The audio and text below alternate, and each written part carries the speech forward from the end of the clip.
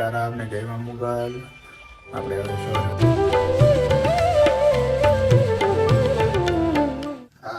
સરસ શાક બનાવ્યું છે મેડમે.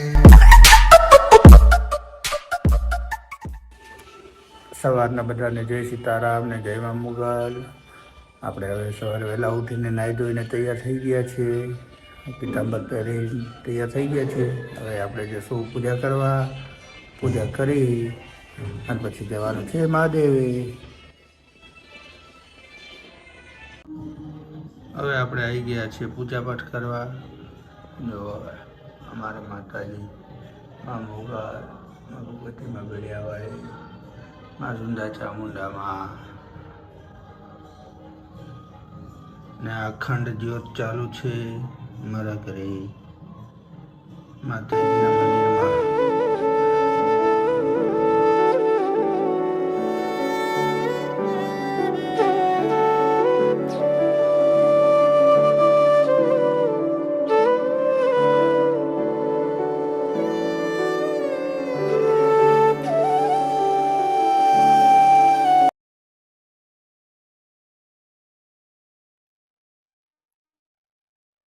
અમારા ધર્મપત્ની પણ પૂજા પાઠ કરવા આવી ગયા છે. એ પણ પૂજા પાઠ કરે છે ડેલી સવારે રૂટીન માતાજીની સાધના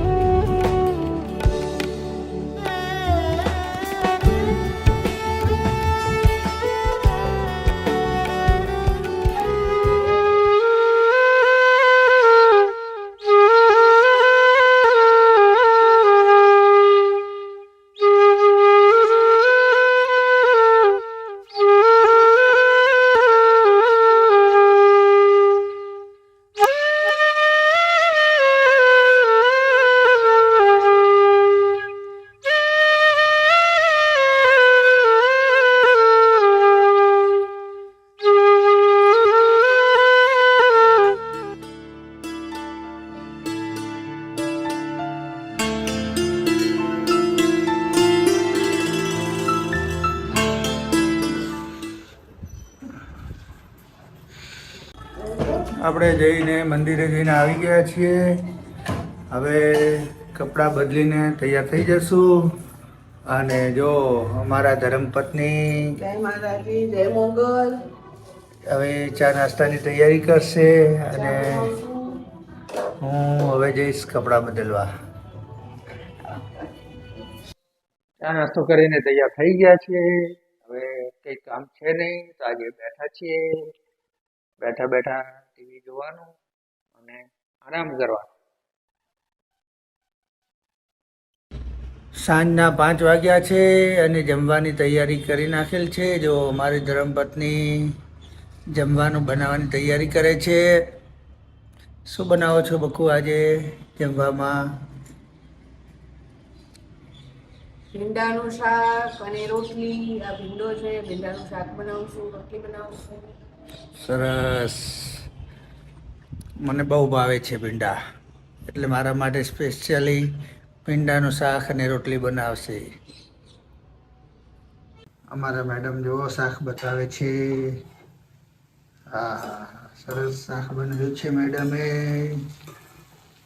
વાહ. હા મેડમ, શું બાકી રહ્યું જમવાનું બનાવવામાં? ખીચડી અને રોટલી. એમ? બસ બીજું નહીં બનાવવાનું? ઓકે, સરસ. હું આવ્યો છું રસોડામાં. જમવાનું બની ગયું છે કે નહીં જોવા માટે. અમારા મેડમ હવે રોટલી બનાવે. મેડમ, કેટલી બાકી છે રોટલી તમારે? ઘણી બાકી છે. ઘણી બાકી છે. તો હવે બનાવી દો. જમવાની ભૂખ લાગી છે. જમી લઈએ પછી સૂઈ જઈએ. ચલો જમવા બધાય. જો અમે જમવા બેસી ગયા છીએ. મસ્ત શાક, ખીચડી, રોટલી. માથું બહુ દુખાય છે ને એક બે દિવસથી કઈ યાદ પણ નથી આવતું. આપણે જમીન થઈ ગયા ફ્રી. હવે બેસીએ, ટીવી જોશું. આરામથી ગુજરાતી મૂવી જોવાનું. બધા મારા ફ્રેન્ડોને એક જ રિક્વેસ્ટ છે, મારી ચેનલને સબસ્ક્રાઈબ કરજો, લાઈક કરજો અને શેર કરજો. મળીએ આવતા વ્લોગ્સમાં.